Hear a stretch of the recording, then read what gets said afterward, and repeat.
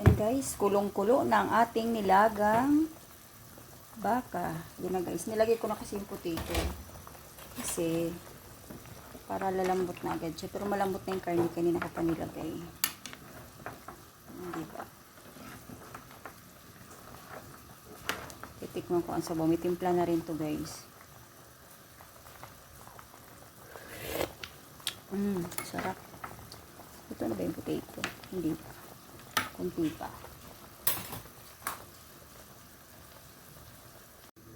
Buksan natin guys ang ating nilagang baka. Luto na ang potato guys. Isusunod na natin yung pechay at saka dinamihan ko ng gulay guys. Ito. Ano ha? Pechay at saka Chinese pechay. Yan siya. Yan o. Gusto kasi ng anak ko mga dahon-dahon. Gusto niya madaming dahon. Sarap na sarap siya sa dahon guys. Mga green leafy. Yan guys. Ang ating nilagang baka. Yan guys. O luto na siya.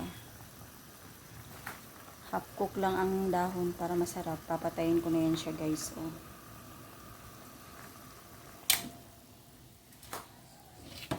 Nilagang baka sa malamig na panahon. Malamig na dito guys sa Batangas. Malamig na niya. Pasko na. Nangangamoy na ang Pasko sa aming lugar. Sa lugar ng asawa ko.